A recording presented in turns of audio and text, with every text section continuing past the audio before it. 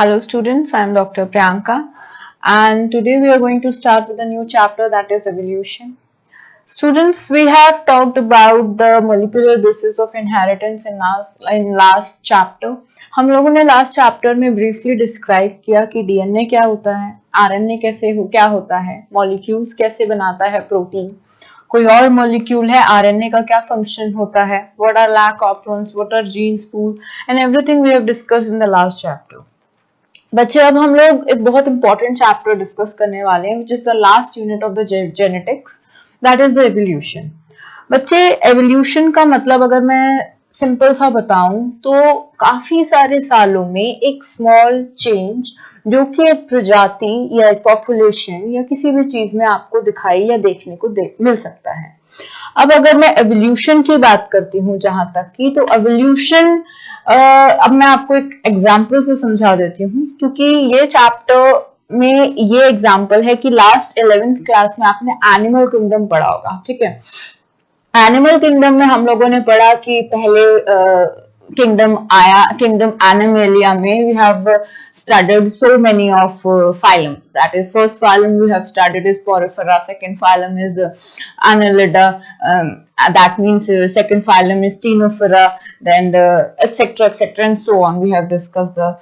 तो अब हम लोग उस फाइलम्स को एवोल्यूशन से कनेक्ट करते हैं. I am just giving you a small example, और वो स्मॉल एग्जांपल अगर मैं देखूं तो कैसे देखूंगी कि फॉर एग्जांपल हम लोग कार खरीदने जाते हैं, तो हम बहुत सारे मॉडल्स देखते हैं. ठीक है, फॉर एग्जांपल अगर मैं मारुति कंपनी का फर्स्ट मॉडल देखूं या बेस मॉडल देखूं, तो हम लोग बेस मॉडल देखते हैं R2.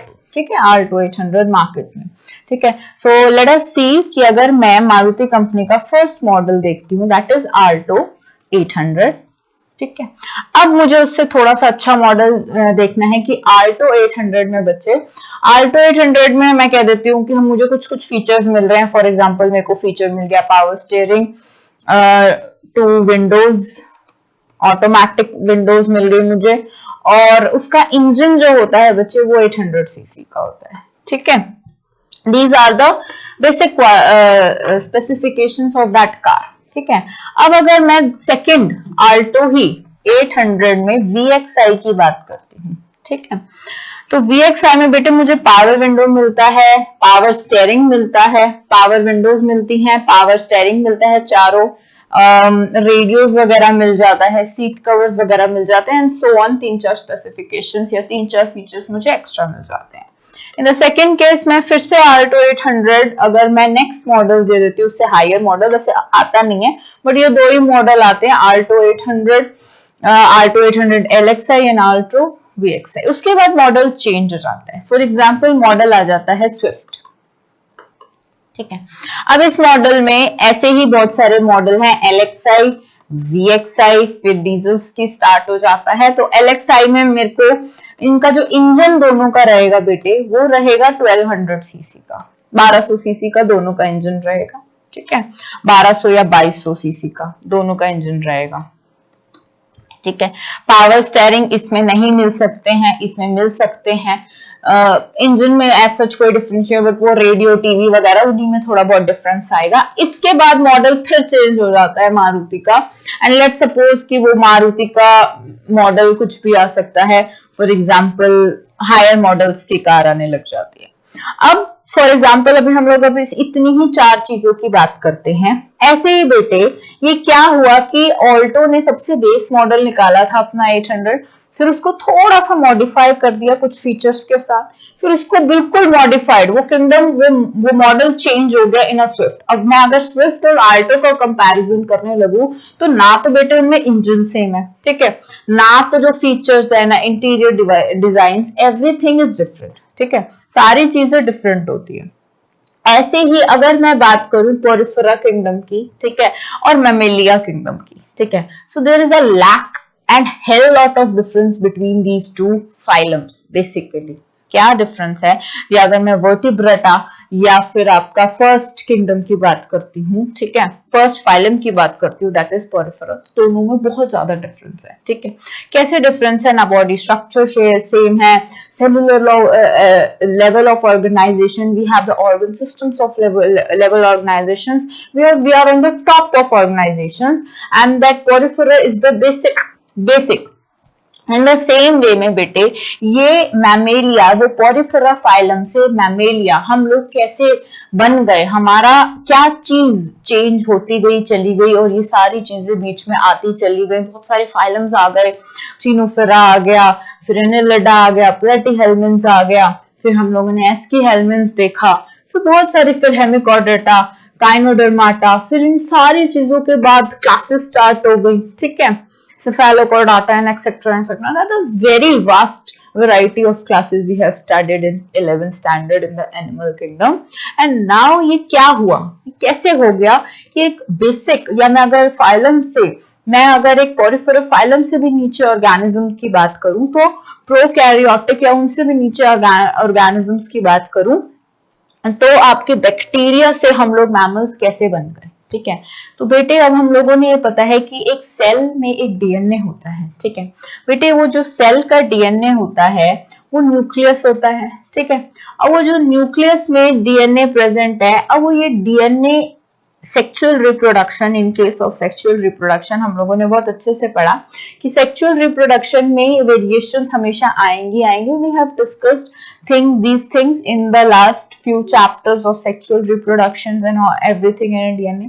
बट उसके साथ साथ बेटे जो आपका डीएनए है, डीएनए कॉम्पोजिशन हमेशा चेंज होता रहता है, ठीक है।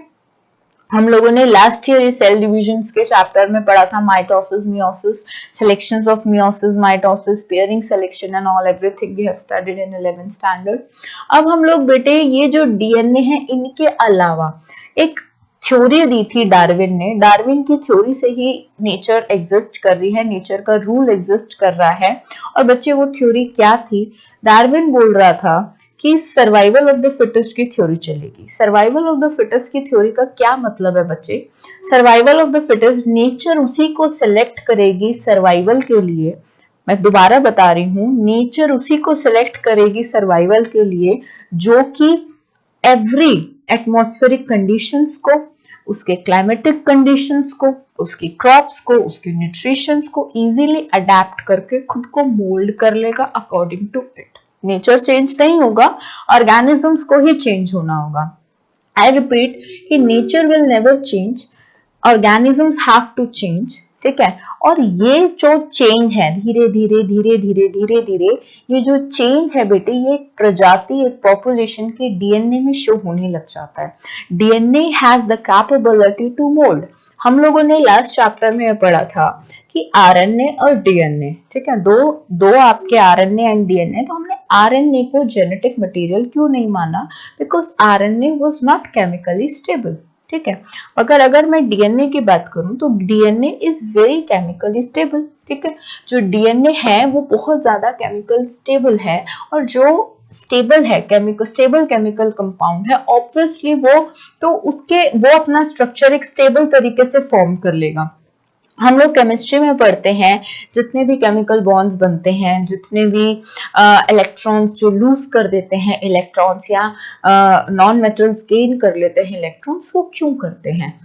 सिंपल सी बात है कि अगर एक मेटल एक इलेक्ट्रॉन को लूज कर रहा है, या अगर एक नॉन मेटल एक इलेक्ट्रॉन को गेन कर रहा है, so they did so to achieve that stability. Stability को अचीव करने के लिए ये सारी चीजें हो रही होती हैं, whether they are making chemical bond, whether they are binding in a specific lattice to form a ionic bond, या कोई भी आयनिक लैटिस बना रहे हैं एनर्जी लूज या गेन करके। सो दीज ऑल प्रोसेसेस, जो ये सारा कुछ हो रहा है, ये हो रहा है टू अचीव द स्टेबिलिटी, एक स्टेबल फॉर्म में रहने के लिए। ऐसे ही हमारा डीएनए इन ह्यूमन बींग्स और इन लिविंग ऑर्गेनिजम्स, जो डीएनए है बेटा, वो भी अपने आप को हर सिचुएशन में मोल्ड कर लेता है। अब वो मोल्डेड डीएनए, ठीक है, वो मोल्डेड डीएनए हमेशा एक बेटर वे में खुद को मोल्ड करता है, ठीक है। अब वो बेटर वे में खुद को मोल्ड करेगा, वो रिप्रोड्यूस होएगी, वो जो डीएनए है वो अच्छा मॉडल बनेगा, फिर वो डीएनए मोल्ड होगा, वो एक अच्छा मॉडल बनेगा। So the process goes on. ऐसे ही हम लोगों ने कहा कि पॉलीफेरा का जो सेल मॉडिफिकेशन है, जो न्यूक्लियर डीएनए मॉडिफिकेशन है, वो होता गया and we'll have the second model that is Coelenterata, ठीक है। Coelenterata के बाद हम लोगों का टिनोफेरा आ गया, टिनोफेरा के बाद हमारा प्लेटीहेल्मिन्थ आ गया। ये तो मॉडल्स चेंज हो रहे हैं, और जो ये एलएक्सआई वीएक्सआई मॉडल है, ये इन्हीं के जो धीरे धीरे मॉडल्स चेंज होते रहते हैं। 100 ऑफ इयर्स में हम लोगों को एक चेंज, एक बड़ा चेंज दिखता है, हम उसको बोलते हैं एवोल्यूशन, ठीक है। तो this is very very very simple thing कि 100 ऑफ इयर्स में जो एक स्पेसिफिक चेंज, एक विजिबल चेंज हम लोगों को नजर आता है ओवर द 100 इयर्स, उसको हम लोग बोलते हैं एवोल्यूशन, ठीक है।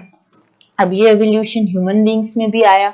ये मीन्स बैक्टीरिया से लेके आज ये सिचुएशन है कि हम लोग ह्यूमन बींग्स हैं। ये बहुत वास्ट चेंज है, कुछ कुछ माइन्यूट चेंजेस नजर आते हैं। फॉर एग्जाम्पल अगर मैं एप्स की बात करूं तो एप्स से लेके ह्यूमन बींग्स तक, ठीक है, हमारे पूर्वज जिसे हम कहते हैं एंसेस्टर, वो हमारे कौन से हैं? एप्स, ठीक है। अब वो एप्स हैं, उनमें पहले वो पीछे खड़े हुए, पहले वो नीचे झुक के खड़े हुए, ठीक है, फिर धीरे धीरे वो इरेक्ट होते गए, उनका बैकबोन इरेक्ट हो गया, ठीक है, उनका जो वर्टिब्रल कॉलम था वो इरेक्शन में चला जाने लगा। धीरे धीरे they start walking, they are not using their four hands, कि वो आगे आगे अपने हाथों को यूज करके जो चल रहे थे, दे आर यूजिंग देयर पीछे वाले को, जिसको हम लोग वैसे हम लोग कहते हैं एनिमल्स के 4 टांगे होते हैं, ठीक है, 2 आगे की 2 पीछे की, ठीक है। हम भी एनिमल्स ही हैं, ठीक है, but what we are doing are hind limbs for walking and we are doing our forelimbs for doing certain things and everything, ठीक है।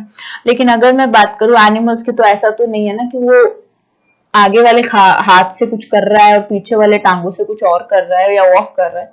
We are the social animal, there is a vast change and this is because of such evolutional changes, ठीक है। ऐसे ही एक type की बहुत सारी प्रजातियां हैं। अब जैसे मैं कह देती हूँ, हम भी एनिमल, हम लोग भी ह्यूमन बींग्स हैं। अब आपको जो यूएस में ह्यूमन बींग्स मिल रहे हैं वो भी ह्यूमन बींग्स हैं, ठीक है। We can both categorize ourself as a human being, ठीक है। लेकिन अब यूएस क्या ह्यूमन बींग्स में क्या फर्क है, उनके बहुत सारे मॉर्फोलॉजिकल कैरेक्टर्स हम लोगों से नहीं मिलते हैं, क्योंकि उनका जो एटमॉस्फेरिक कंडक्शन का क्लाइमेटिक कंडीशंस है, एटमॉस्फेरिक चेंजेस है एनवायरमेंट के, वो इस हिसाब से खुद को मोल्ड हो गए, उनकी स्किन व्हाइट कलर की हो गई है, ठीक है। ऐसे ही जो उनमें वो चेंजेस दिखते हैं, उनके हेयर कलर चेंज हो गया। कुछ तो बेटे सेक्सुअल रिप्रोडक्शन का कमाल है, ठीक है, कुछ क्लाइमेटिक का कमाल है, जिनकी वजह से उनका डीएनए चेंज हो गया। अब जैसे एंटार्क्टिका में penguins can only survive except those penguins and polar bear animals, no animal as such cannot survive। अगर हम लोग वहां एंटार्क्टिका में जाके बसने लग जाए, हम नहीं कर सर्वाइव कर सकते, क्योंकि हमारे डीएनए के पास इतनी कैपेबिलिटी नहीं है कि मोल्ड होके उस क्लाइमेटिक कंडीशन को अडेप्ट कर ले। बट पेंगुइन पोलर की बियर के में थी वो, तो वो वहां पे सर्वाइव करने लग गए। वैसे ही कुछ लिविंग बींग्स जो बहुत ज्यादा क्लाइमेटिक कंडीशंस में रह रहे हैं, फॉर एग्जांपल अगर मैं साउथ के लोगों को बोलूं कि वो कश्मीर में जाके रहने लग जाएं, तो वो नहीं, बहुत प्रॉब्लम होगी उनको वहां पे एज सच इतना बड़ा चेंज करने में, ठीक है।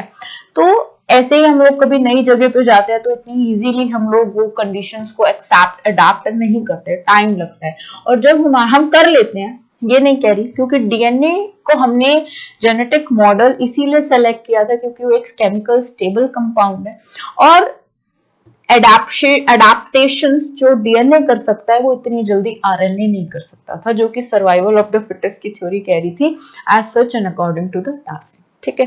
सो दीज द ये, और ये बेटे ये नहीं है कि आज हमारा डीएनए चेंज हुआ, कल हो गया, 1 हफ्ता हो गया, 1 महीना हो गया, नथिंग।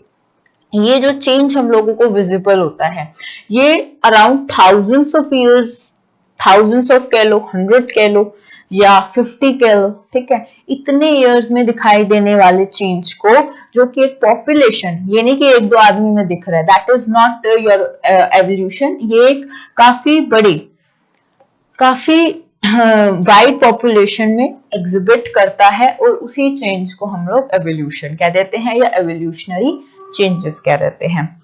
अब बच्चे हम लोग हमारी एनसीईआरटी के first 2 pages big bang theory के बारे में बता रहे हैं।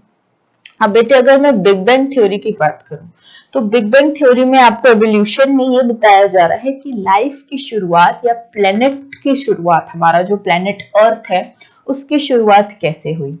तो उसकी शुरुआत बेटे हम लोगों ने पढ़ा था कि बहुत सारी बुक्स हैं, बहुत सारे साइंटिस्ट है, स्टीफन हॉकिंग एंड और everything have founded how the life exist and used to be exist during that those days, और कैसे एग्जिस्ट हुई थी। तो अगर मैं बात करूं सिंपल से, तो एज सच कुछ नहीं था बेटा, कोई भी यूनिवर्स, ये यूनिवर्स जो हम लोग तारे सितारे प्लैनेट सन है, नहीं, everything, there is nothing, there is a black vacuum everywhere, ठीक है।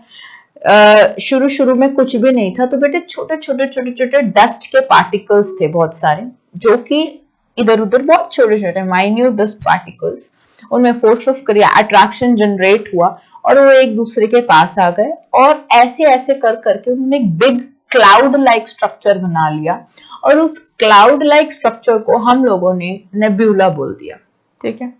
समझ में, मैं दोबारा रिपीट कर रही हूँ कि as such there was nothing around us, कुछ भी नहीं था, हम भी नहीं थे, देयर वाज नथिंग, काला कलर का वैक्यूम था, ना रोशनी थी, ना स्टार्स थे, ना मून्स थे, ना प्लैनेट्स थे, ना हमारा अर्थ था, कुछ भी नहीं था, ना जो भी आप प्लैनेट्स के जितने भी मिल्की वेव्स आप हम लोग यूनिवर्स में पढ़ते हैं, देयर वाज नथिंग, कुछ भी नहीं था, there was just a black everywhere around and just a black vacuum, ठीक है। बट छोटे छोटे पार्टिकल्स थे जो कि उस वैक्यूम में प्रेजेंट थे, जो कि उस एटमॉस्फेयर में प्रेजेंट थे during that time, they have created some kind of an force of attraction between them, और उस फोर्स ऑफ अट्रैक्शन के कारण बच्चे वो पास आते चले गए, जैसे वो पास आते चले गए, वो क्लोजली एक दूसरे से बाइंड हो गए, और उन्होंने एक बहुत बड़ा बिग स्ट्रक्चर बना लिया, एक बिग क्लाउड ऑफ डस्ट बना लिया, जिसको हम लोग नेब्यूला कहते हैं, ठीक। अब क्या हुआ बेटे, जब ये नेब्यूला बहुत ज्यादा बड़ा हो गया, तब it has undergone some kind of an rotation, किसी काइंड की रोटेशन में चला गया, और उस रोटेशन करते करते बहुत स्पीड में अराउंड 200 300 400 500 साल तक ये ऐसे रोटेशन करता रहा, ठीक है। After that rotations it stopped, ठीक है, और जब ये रुका तब इसकी हाई एनर्जी के कारण इसने बहुत सारे अलग अलग जगह पे अपने पार्ट्स अलग हो गए, मतलब इसका फिजन हुआ इस नेब्यूला क्लाउड ऑफ डस्ट का, ठीक है। उस क्लाउड ऑफ डस्ट में से बहुत सारे प्लैनेट्स निकले, जो कि डिस्टेंस पे उसके जाके हो गए मिल्की वेव्स निकले, एंड पूरा जो आपका यूनिवर्स है वो उसी nebula and cloud of dust से बना, ठीक है। फिर उसके बाद वो फिर से स्टॉप हो गया, एंड फिर उसने रोटेशनरी मूवमेंट स्टार्ट कर दी अपनी ही पोजीशन पे, एंड फिर वो रुका, एंड उसने मीटियोर्स, दैट सब planets, that is our moons and सब celestial bodies, and that asteroids, meteor, celestial bodies and that Milky Ways, and it has thrown some, और फिर उसका फिर से फ्यूजन हुआ, हम लोग इसको सिंपली ऐसे बोल सकते हैं। जब उसका दूसरी बार फ्यूजन हुआ, ऐसे ऐसे करते करते बेटे आपका सारा यूनिवर्स फॉर्म हुआ, ठीक है। उसके बाद अगर हम लोग अपने सोलर सिस्टम की बात करते हैं, तो ऐसे ही सबसे पहले मार्स अपनी जगह पे आया, फिर उसके बाद बहुत सारे प्लैनेट्स हम लोगों के, तो ऐसे थर्ड प्लैनेट जो हुआ था वो था आपका अर्थ, ठीक है। अब बच्चे जो अर्थ था, उसका जो उस प्लैनेट से उस क्लाउड ऑफ डस्ट है, अब जो थोड़ा सा बच गया वो पीस, आफ्टर ऑल जब उसने ये पूरा यूनिवर्स क्रिएट कर दिया, ठीक है, उसके बाद वो बच गया, उसको हम लोगों ने सन बना दिया, ठीक है, उसको हम लोगों ने सन बना दिया। अब वो हम लोग नेब्यूला क्लाउड ऑफ डस्ट को सन के नाम से जानते हैं। अब जो हमारा थर्ड प्लैनेट उसने फेंका था, that is earth, according to us वो जो थर्ड प्लैनेट था उसका उस cloud of dust that is sun से ऑप्टिमल डिस्टेंस था, optimal revolutionary movements, rotationary movements कर रहा था। और मोस्ट इंपॉर्टेंट थी, अर्थ में जब ये शुरू में फेंका गया, कुछ भी नहीं था। आफ्टर थाउजेंड ऑफ ईयर्स तक अर्थ एक आग का गोला टाइप था, हम लोग ऐसे कह सकते हैं, ठीक है। फिर धीरे धीरे धीरे धीरे वो जो आग का गोला जिसको हम अर्थ बोल रहे हैं वो ठंडा हो गया, इट कूल डाउन, ठीक है। और जब वो कूल डाउन हो गया तो उसके बाद क्या हुआ बच्चे, उसमें पानी दिखाई दिया, ठीक है। पानी का दैट मीन्स H2O मॉलिक्यूल्स का फॉर्मेशन दिखाई दिया, और उस H2O मॉलिक्यूल की वजह से लाइफ एग्जिस्ट हुई अर्थ में, ठीक है। जो यहाँ पे इसके अंदर जितने भी फ्यूम्स थे वो ठंडे हुए, और जब वो फ्यूम्स ठंडे हुए तो H2O मिला, ठीक है। H2O पानी बना। इतना ब्रीफ में ना जाते हुए इसको सिंपली CBSE के अकॉर्डिंग लेंगे कि वो जो पानी हम लोगों को मिला उसमें लाइफ कैन इजीली सर्वाइव और कैन बी सस्टेन्ड, ठीक है। और due to the distance of earth from sun is optimal in every condition, the atmospheric pressure it bear, the atmospheric conditions it have, and the existence of H2O molecules and the water molecules inside the earth due to that कि जब ये अर्थ आग का गोला जो अर्थ था वो ठंडा हुआ, उसके फ्यूम्स ठंडे हुए तो पानी मिला, इसके क्रस्ट पे पानी दिखाई दिया, और उस क्रस्ट पे ही फिर लिविंग ऑर्गेनिजम्स की शुरुआत हुई, ठीक है। और सबसे ये कहावत है, ये थ्योरीज है कि सबसे पहला जो लिविंग ऑर्गेनिज्म जो सेल देखा गया था वो पानी में ही देखा गया था, वो पानी में ही एग्जिस्ट करता है, ठीक है।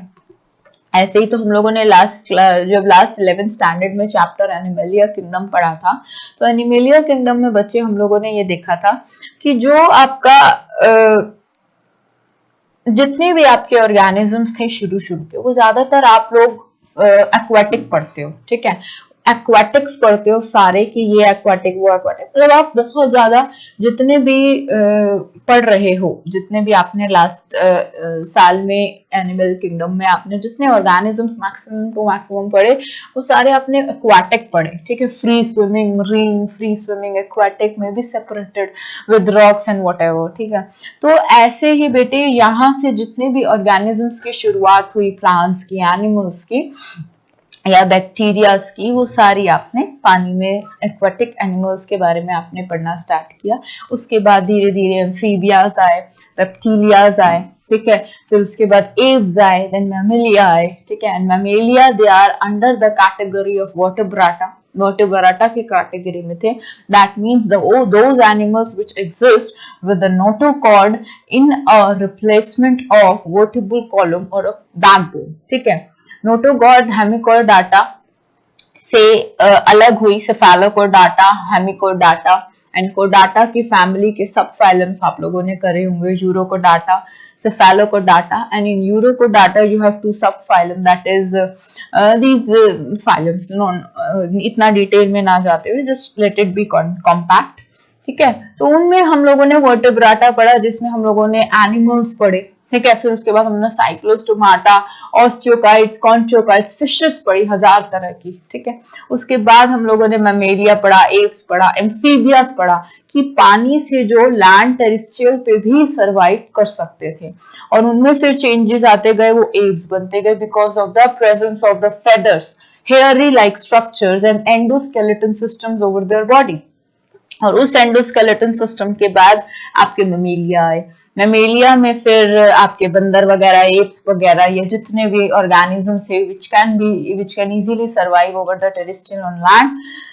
फिर इनके ऑर्गन सिस्टम्स अच्छे बने, 2 चैम्बर्ड हार्ट की जगह 4 चैम्बर्ड, सो देयर है lot of difference between everything.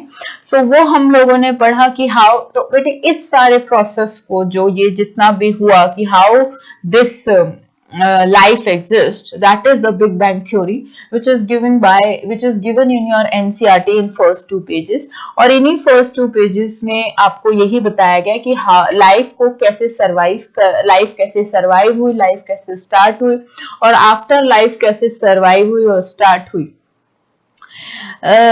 ये जितने भी चेंजेस आई उसके बाद धीरे धीरे धीरे धीरे बहुत सारी पॉपुलेशंस की प्रजातियों में जीन्स जेनेटिक में आते गए, बढ़ती गई, वास्ट वैरायटी आपको प्राप्त होगी। फंजाई में कितनी टाइप्स की वैरायटी है, ह्यूमन बींग्स में कितनी टाइप की वैरायटी है due to the geographical adaptation. एक लायंस, एक जीन में कितने टाइप की प्रजातियां हैं, हम लोग लिविंग ऑर्गेनिजम्स में पढ़ते हो।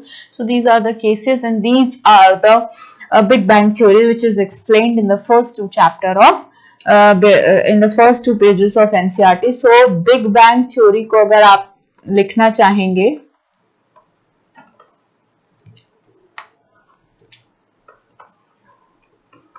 तो आप बिग बैंग थ्योरी को सिंप्लीफाई करके ऐसे लिख सकते हैं that it is a theory which explain detailed study or events occurred that how life and universe started after the revolutionary rotationary spin of dust form of body called nebula. ठीक है, this is called the Big Bang theory. So we have discussed this in the first 2 chapters, first 2 pages of this evolutionary pages.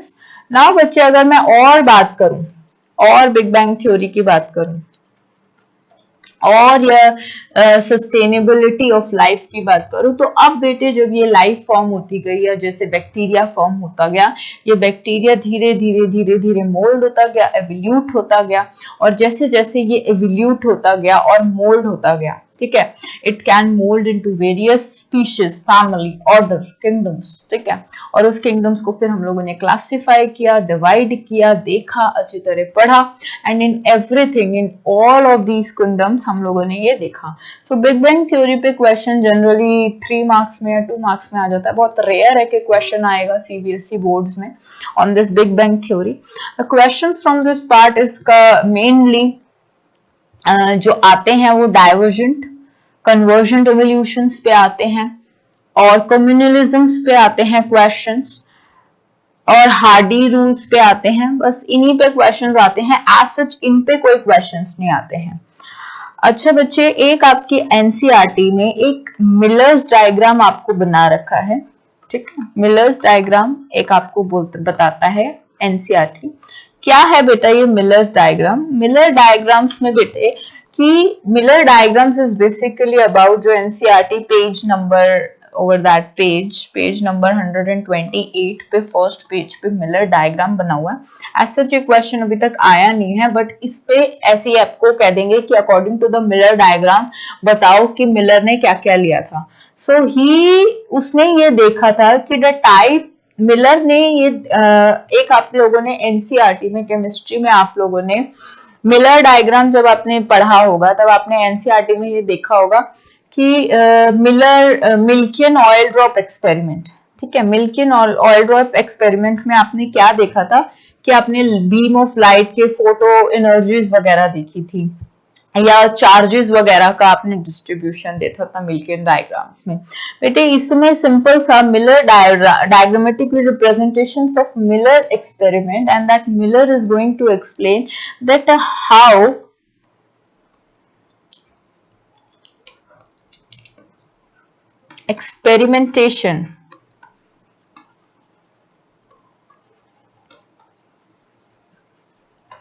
experimentation of different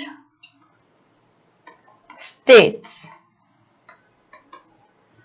molecules, states of molecules you can rather say, like RNA, protein, yeah, you can rather say polysaccharides too. Polysaccharides, what are polysaccharides?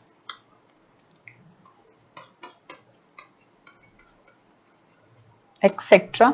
इनके different states में इनको differentiate किया था कि भाई कौन से molecules giant molecules की कैटेगरी में है, कौन से स्मॉल मॉलिक्यूल्स की कैटेगरी में है, किन किन से कौन से ऑर्गेनिक मॉलिक्यूल से हमारे सराउंडिंग्स बने हैं, हम किन से बने हैं। तो बेसिकली उसने मॉलिक्यूल्स की स्टेट्स ऑफ मैटर के मॉलिक्यूल्स की मोस्टली खोज करी थी इन दिस एक्सपेरिमेंट। ठीक है,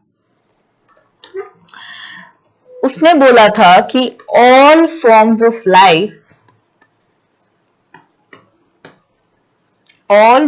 of life evolute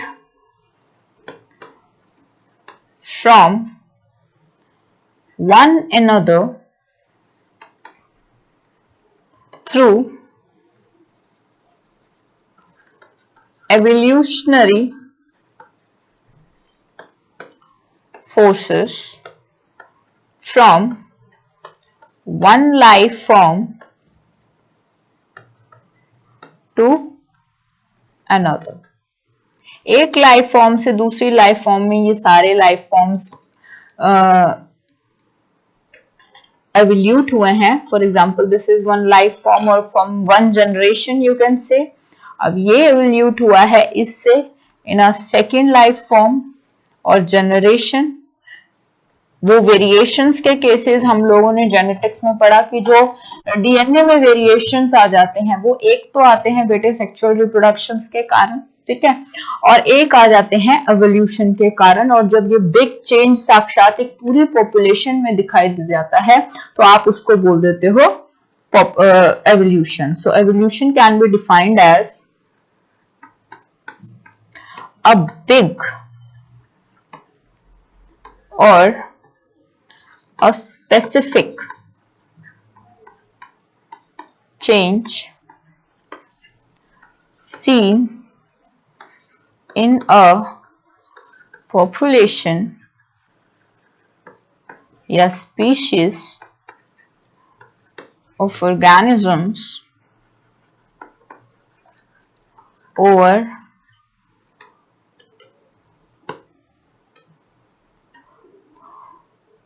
100 years of time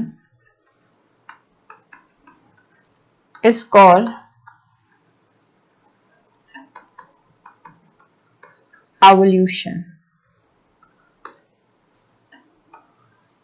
ठीक है, तो एवोल्यूशन को आप कैसे डिफाइन करोगे कि एक स्पीशीज में, ठीक है, एक प्रजाति, एक पॉपुलेशन में ओवर 100 years ऑफ टाइम, ठीक है, के बीच में एक स्पेसिफिक चेंज, एक बिग चेंज, एक विजिबल स्पेसिफिक चेंज आपको देखने को मिलता है।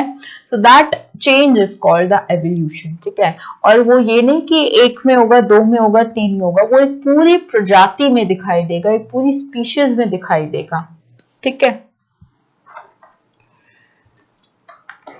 तो यही बताया है कि अराउंड 300 या 300 billion years ago life started। ठीक है, life started on earth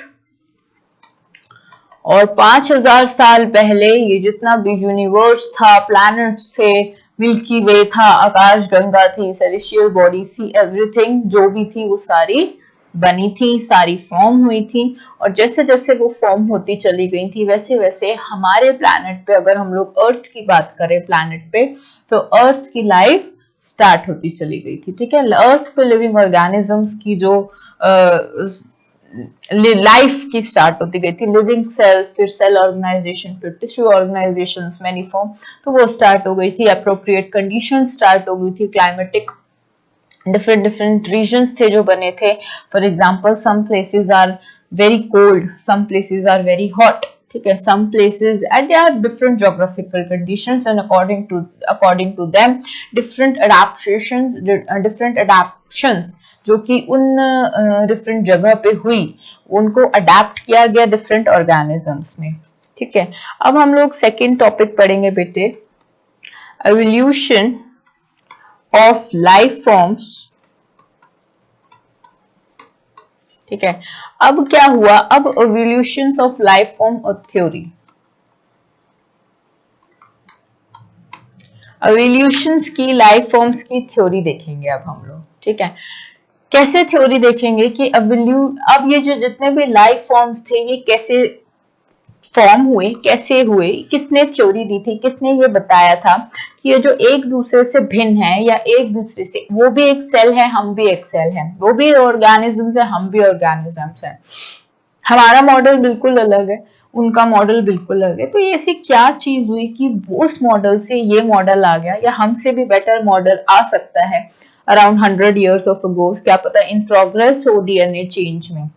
अब हम लोग छोटी सी बात कह देते हैं, जो हमारे पेरेंट्स हैं या ग्रैंड पेरेंट्स हैं, वो हम लोगों की, उनसे हम लोगों की सोच नहीं मिलती या उनसे हम लोगों के तरीके नहीं मिलते, बिकॉज उनकी generation, and we have called this a drift, is called a generation gap, ठीक है। उनके और हमारे बीच में हम लोगों ने उस चीज को एक जनरेशन गैप के वर्ड से डिफाइन किया है।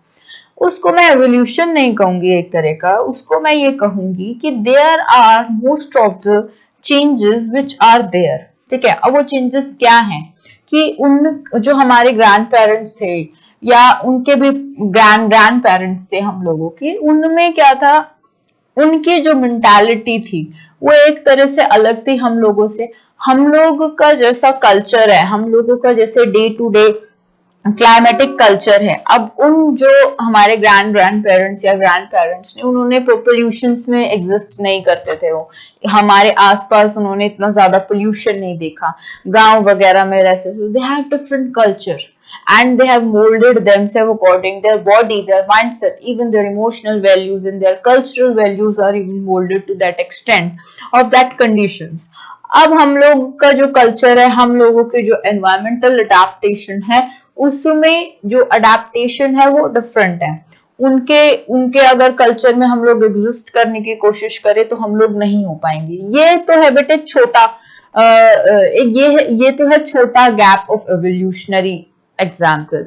अगर मैं बड़ा गैप ऑफ एवोल्यूशनरी एग्जाम्पल में, तो मैं कह सकती हूँ एप्स और हम, ठीक है।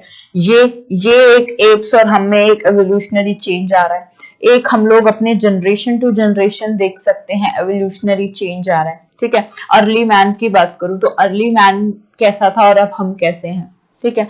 सो देयर आर, हम लोग एवोल्यूशन को एक छोटे लेवल पे भी बात कर सकते हैं और एक बड़े लेवल पे भी बात कर सकते हैं, क्योंकि हम लोग इतने वास्ट वैरायटी के लिविंग ऑर्गेनिजम्स हैं कि हम लोग डिफरेंट डिफरेंट रीजन से बात कर सकते हैं कि हम लोग कैसे एवोल्यूट हुए, कैसे एवोल्यूट नहीं हुए, ठीक है।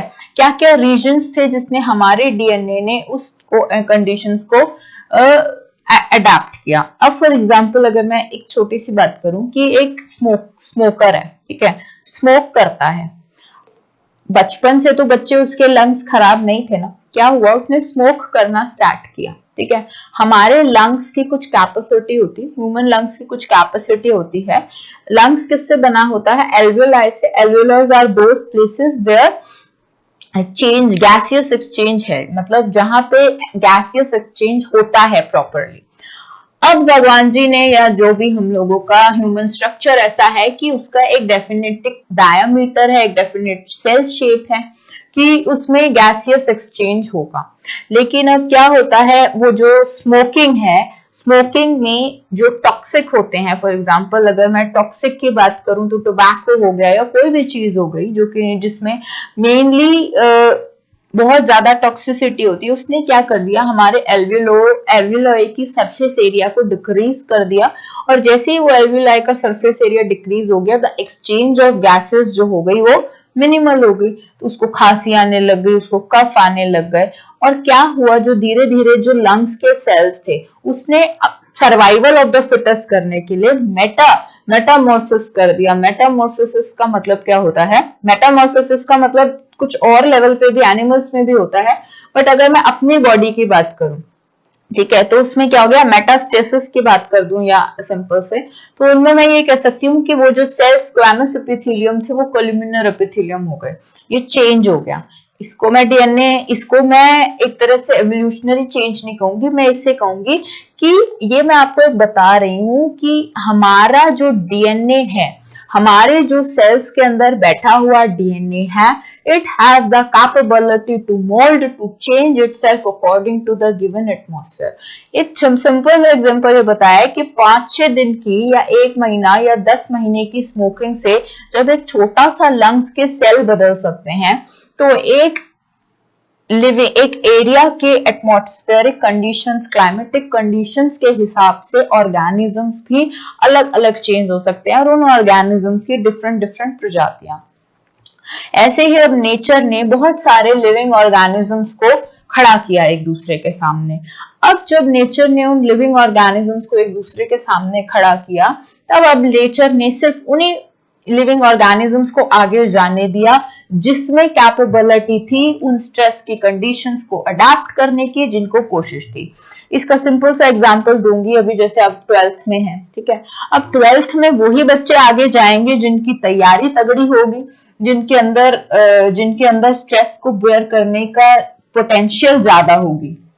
ऐसे ही अगर आप लोगों ने ड्रीम कर रखा है कि हम लोग मेडिकल स्ट्रीम डॉक्टर ज्वाइन करेंगे, या हम लोग नीट की प्रिपरेशन कर रहे हैं, एपीएमटी की प्रिपरेशन कर रहे हैं, तो बच्चे वही बच्चे आगे जाएंगे जिनके अंदर वो कैपेबिलिटी है to bear the stress condition and to adapt the geographical conditions, to adopt that conditions of being in that stress continuously. In the same manner ऐसी बहुत सारी प्रजातियां नेचर ने शुरू में स्टार्ट हुई। जब लाइफ एग्जिस्ट हुई या जब लाइफ फॉर्म्स एग्जिस्ट हुए तो बहुत सारी प्रजातियां थी, ये भी थी, वो भी थी, वो भी थी, वो भी थी। अब नेचर ने क्या किया, ऐसे तो बहुत ज्यादा प्रजातियां हो जाती, ठीक है, ऐसे तो बहुत ज्यादा प्रजातियां हो जाती। फॉर एग्जाम्पल एक छोटा सा कीड़ा है, ठीक है, और उस कीड़े के रिप्रोडक्शन से 100 कीड़े बन रहे हैं। अगर वो 100 कीड़े खत्म नहीं हो रहे तो भाई वो तो 100 कीड़े ही कीड़े रह जाएंगे ना पूरे जगह में, और तो कोई लाइफ फॉर्म एग्जिस्ट ही नहीं कर पाएगी। तो क्या हुआ बेटे, ऐसे ही आप लोगों ने 9th या 10th में भी छोटे छोटे एग्जाम्पल से पढ़ा है कि जैसे अगर वो 100 कीड़े थे तो वो कीड़ों के अंदर एक कैपेसिटी डेवलप्ड होगी कि वो सबसे पहली कैपेसिटी कि उनके अंदर जो डीएनए में पोटेंशियल है वो बाकी कीड़ों से ज्यादा होगी, ठीक है। 100 में से अगर 50 की पोटेंशियल ज्यादा है तो 50 आगे चले जाएंगे, वो 50 वहीं के वहीं रह जाएंगे। एक बात ये, ठीक है। अब उन 50 में से भी वो कीड़े आगे तक जाएंगे उस स्पीशीज को लेके जिनके अंदर जो रिप्रोडक्शनल चेंजेस हैं वो बेस्ट होंगे according to the next suited environment, ठीक है। तो फॉर एग्जांपल उसमें से 25 हैं तो 25 आगे चले जाएंगे, 25 वहीं के वहीं रह जाएंगे। इससे क्या हो रहा है, जो आपकी लाइफ फॉर्म्स वास्ट वैरायटी में ग्रो कर रही है, एक तो वो नहीं ग्रो होगी और सिर्फ सेलेक्टेड लोग आगे की तरफ मूव करेंगे। अब जैसे 7 करोड़ बच्चा पेपर दे रहा है या 7 लाख बच्चा पेपर दे रहा है नीट का, तो 7 लाख का 7 लाख तो सेलेक्ट नहीं होता ना, कितना सेलेक्ट होता है, ज्यादा से ज्यादा 1 लाख बच्चे सेलेक्ट हो जाते हैं उन 7 लाख में से भीड़ में। फिर वो जो 7 लाख में से 6 लाख बच्चे हैं, कुछ अपनी स्ट्रीम में चले जाते हैं, कुछ हो जाते हैं, कुछ दोबारा प्रिपरेशन में चले जाते हैं। इन द सेम मतलब कहने का मतलब है सेलेक्टेड बच्चे को नेचर आगे की तरफ प्रोवोक कर देती है लाइफ को, और जो अनसेलेक्टेड है उनको वहीं खत्म कर देती है या वो किसी और फॉर्म में मॉडिफाई हो जाते हैं, ठीक है। So this theory was given by Darwin, Charles Darwin, कि this is the theory, the selection theory which is selected by nature, कि नेचर उसी को सेलेक्ट करती है, survival of the fittest. Survival of the fittest के अनुसार Charles Darwin ने यह कहा कि नेचर उसी को सेलेक्ट करती है जिसके पास ताकत होती है आगे बढ़ने की, ज्योग्राफिकल स्ट्रेस से अडेप्ट करने की, खुद को मोल्ड करने की, खुद को एक मजबूत स्पीशीज के मेंबर्स की तरफ आगे को रिप्रेजेंट करने की। So this is the theory of life, जो कि डिफरेंट साइंटिस्ट ने दी, बट वाइडली एक्सेप्टेड जो हुई थी वो चार्ल्स डार्विन की हुई थी, ठीक है। तो इसमें आपकी एनसीईआरटी के बुक्स में चार्ल्स डार्विन की ज्यादा बखान है, ज्यादा है, चार्ल्स डार्विन की थ्योरी थी। तो क्वेश्चन आ जाता है कि explains the theory of Charles Darwin या explain the evolution of life forms the theory, ठीक है।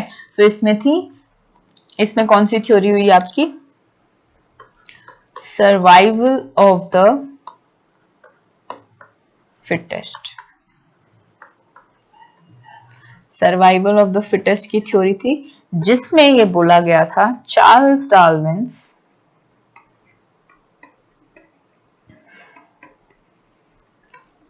have briefly explained and experimented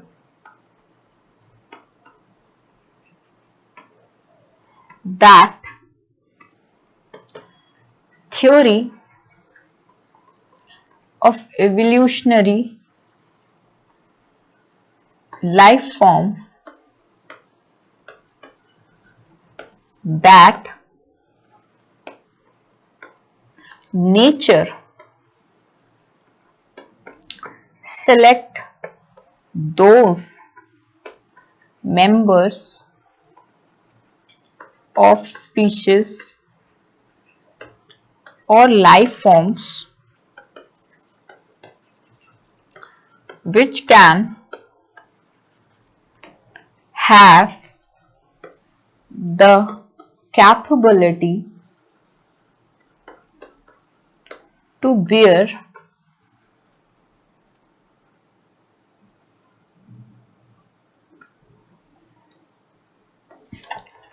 stressful conditions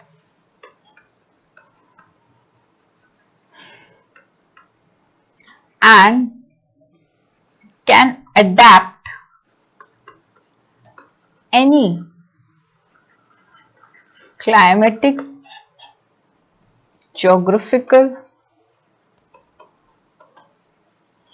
regions according to them for the best suited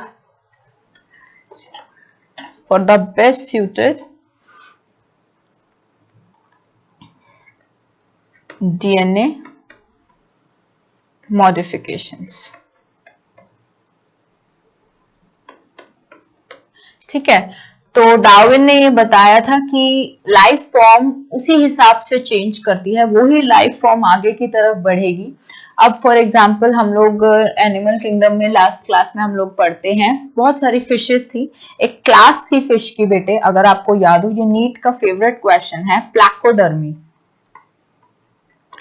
प्लैकोडर्मी की जो क्लास थी, ठीक है, उसके बाद जो क्लास आई थी साइक्लोस्टोमाटा या आपकी एगनाथा, ठीक है, एगनाथा जो क्लास थी, ठीक है, उसके अंदर जो दो टाइप की क्लासेस आपने पढ़ी थी, उनमें दोनों क्लास की जो दो क्लास की आपने फिशेस पढ़ी थी, वो दोनों एक्सटिंक्ट हो चुकी थी। क्यों एक्सटिंक्ट हो चुकी थी बेटे? बिकॉज उनकी स्पीशीज एक्सटिंक्ट हो चुकी थी, वो अब देखने को मिलती ही नहीं है। क्यों ऐसा है?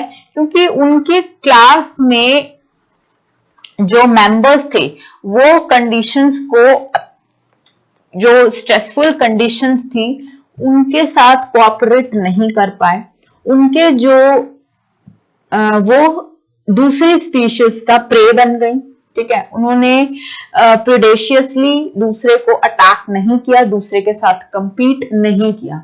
फॉर एग्जाम्पल क्लास में दो बच्चे हैं, एक सेकंड आता है, एक फर्स्ट आता है, तो जो सेकंड आने वाला बच्चा है वो हमेशा फर्स्ट आने वाले बच्चे से compete करेगा, और जो फर्स्ट आने वाला बच्चा है वो ये कोशिश करेगा कि वो कभी भी सेकंड ना आए, वो हमेशा फर्स्ट रैंक पे बना रहे। ऐसा ही होता है, इस चीज को बोलते हैं कंपटीशन। यही कंपटीशन नेचर भी करती है।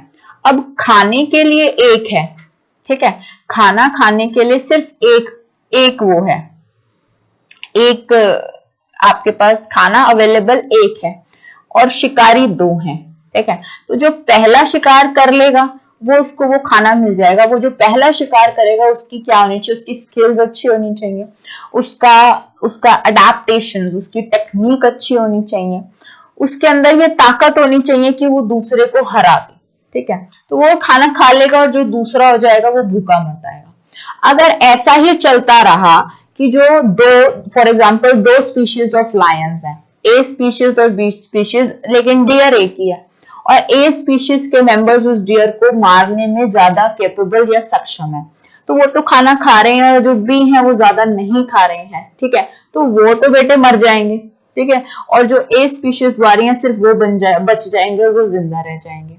लेकिन अगर ऐसा हो गया कि ए स्पीशीज वाले और बी स्पीशीज वाले, अब बी स्पीशीज के कुछ मेंबर के डीएनए ने मोल्ड कर लिया और उन्होंने भी उस शिकार को टेंडेंसीज, उनकी कैपेबिलिटीज बढ़ती चली गई, तो उनके कुछ मेंबर जो वो चीज कर पा रहे हैं, जिनके डीएनए में मोल्डिंग हो गई है, तो वो बच जाएंगे, बाकी मर जाएंगे। ठीक है, तो इसको बोलते हैं कि उनकी टेक्निक, उनकी डीएनए मोल्डिंग, उसकी स्टेबिलिटी, उनकी कैपेबिलिटी जो सारी उनमें देखी जाती है। So this is the theory of evolutionary life forms, जो कि 7.2 section evolutionary life forms theory, जिसको चार्ल्स डार्विन ब्रीफली एक्सप्लेन कर रहा है। बेटे इस थ्योरी में character sketch of any population बता रहा है इन 2 पैराग्राफ्स में। मोटा मोटा अगर बात करूं तो इनमें आपको डार्विन बता रहा है कि कैसे कैरेक्टर स्केच सेम हो सकते हैं 2 ऑर्गेनिजम्स के,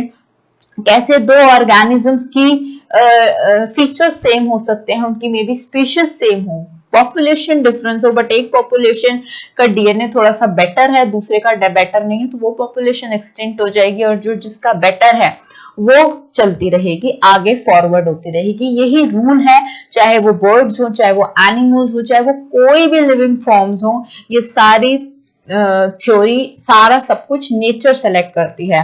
इसका एक बहुत सीधा सा एग्जांपल डायनासोर्स का भी ले सकते हैं हम लोग, कि बेटे डायनासोर्स एग्जिस्ट हुआ करते थे, बट हम लोगों का एक रूल होता है कि अब जैसे हम ह्यूमन बींग्स हैं, हम लोगों को नेचर ने एग्जिस्ट कराया है, हम लोगों का नेचर के साथ हिसाब किताब चल रहा है, तो एक बैलेंस लाइफ हम लोगों की चल रही है कि नेचर का भी जो लाइफ ऑफ सर्कल है वो हम लोग डिस्टर्ब ना करें और नेचर हमारा लाइफ ऑफ सर्कल डिस्टर्ब नहीं करेगा। बट एट द एंड अगर मैं डायनासोर्स की बात करूं तो डायनासोर्स ने वो नेचर का बैलेंस को इनस्टेबल कर दिया था। ठीक है, उनमें क्या थे कि वो जो प्रजाति थी डायनासोर्स की, वो एक्सीड लिमिट में पहुंच गई थी कि नेचर के पास ना प्लांट्स थे सरवाइव कराने के लिए, नेचर के प्लांट्स पास कुछ नहीं था कि वो खा पाए, और वो एक दूसरे को खा रहे थे, and they are disbalancing the equilibrium of earth. ठीक है, तब क्या हुआ, तब ऐसा कहा जाता है कि एसिड रेन हुई थी। बहुत सारी थ्योरीज ये कहती हैं कि एसिड रेन हुई थी because of this disequilibriation of the earth. ठीक है, और उस एसिड रे के कारण every dinosaur which was existed उसको खत्म कर दिया था नेचर ने। आप एक चीज देखते हैं कि नेचर एक करती है, एक होती है प्राइमरी सक्सेशन, एक होती है सेकेंडरी सक्सेशन। आप लोग ये इकोलॉजी के यूनिट्स में अच्छी तरह पढ़ेंगे। प्राइमरी सक्सेशन का मतलब ये होता है बच्चे कि प्राइमरी सक्सेशन में नेचर एक चीज को बिल्कुल डिस्ट्रॉय कर देती है, और जो डिस्ट्रॉय करती है वहीं से एक नई चीज का डेवलपमेंट होता है। तो जब नेचर ने एक न्यू चीज को डेवलप करना होता है तो वो पुरानी चीज को खत्म करती है सबसे पहले। तो अगर एक न्यू चीज और एक बेटर चीज का डिस्कवरी नेचर कर रही है, दैट मीन्स कि जो उसकी पुरानी डिस्कवरी है उसको वो खत्म करती है। ठीक है, इन द सेम वे में जो भी नेचर के सिलेक्टेड मेंबर्स होते हैं, स्पीशीज के, पॉपुलेशंस के या ऑर्गेनिजम्स हैं, सिर्फ उनको आगे की तरफ मूव होना होता है, बाकी जो मेंबर्स होते हैं, पॉपुलेशन या स्पीशीज होती हैं, वो वहीं की वहीं एक्सटेंड हो जाती हैं। ठीक है, so this is all about जो नेचर बता रहा है, जो आपका इस 2 यूनिट में है। इसमें एक चीज और बता रखी है जिसमें एक और साइंटिस्ट का वर्क बता रखा है, दैट इज मिले आर्किलगो, एंड मिले आर्किलगो has come forward with Alfred Wallace, जो 2 नेचुरलिस्ट हैं। ठीक है, इन दोनों नेचुरलिस्ट में इनकी स्टडीज की, ये सारी चीजें ऑब्जर्व की जो कि चार्ल्स डार्विन ने अपनी थ्योरी में बताई थी। एंड हियर फर्दर एडेड कि ठीक है, Alfred Wallace and Mealy has further added कि the Darwin which stressed on those points, जिस पॉइंट्स पे डार्विन ने अपने पॉइंट्स को ब्रीफली डिस्क्राइब किया था कि नहीं ये ऐसे होगा, ये वैसे होगा, ये उसका होगा, ये उसका होगा, तो वो सारे पॉइंट्स को देखा गया एक न्यू तरह का क्राइटेरिया उन लोगों ने ऑब्जर्व किया and he ultimately proclaimed that की कंक्लूजन्स यही है कि टाइम के साथ साथ चेंज डिमांड होती है और उस चेंज को एवोल्यूशन कहते हैं। वो चेंज ये नहीं कि आज और कल या हर दिन आ रहा है, वो चेंज हमेशा एक स्पेसिफिक गैप के बाद दिखाई देगा जनरेशन टू जनरेशन में।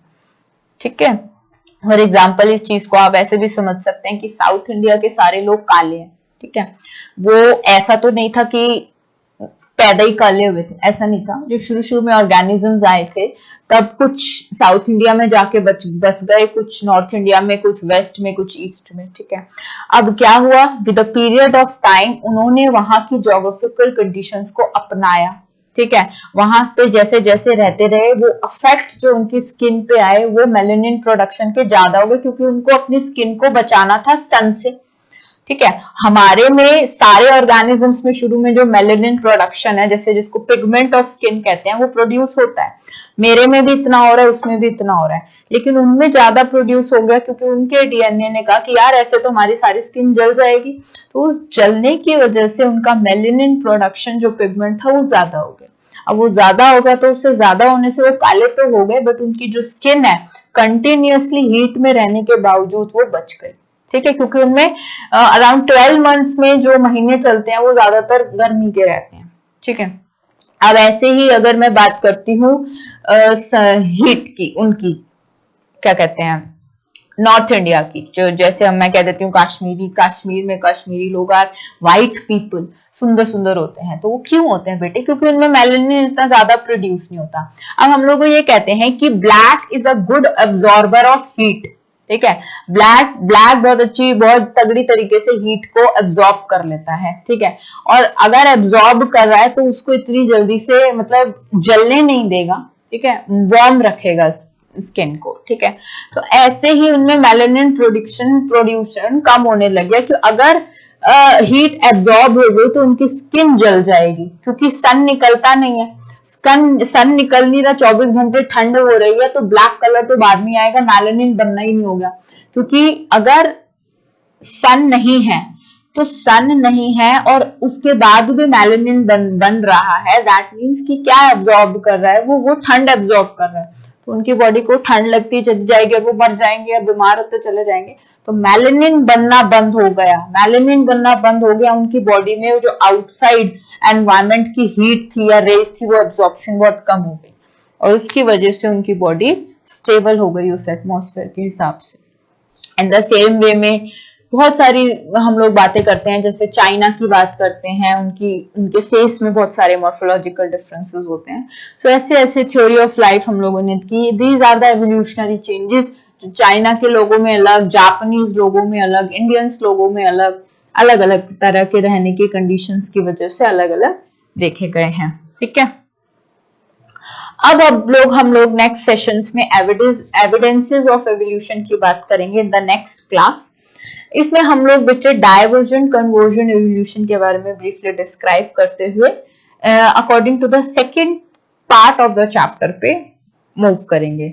So in this part of the chapter we're going to revise everything we have done, because as तो इतना important नहीं था according to the CBSE board. But अगर मैं चार्ल्स डार्विन्स थ्योरीज की बात करूं तो चार्ल्स डार्विन्स की थ्योरी इंपॉर्टेंट है, तो आप उसको ब्रीफली डिस्क्राइब करके पढ़ सकते हैं। ठीक है, so we gonna do next the evidences of evolutions, कि हम लोगों को पता कैसे चला कि एविडेंसेस ऑफ एवोल्यूशन हुए, कैसे हुए, क्या रीजंस थे। तो हम we are gonna discuss this in every next session. Thank you.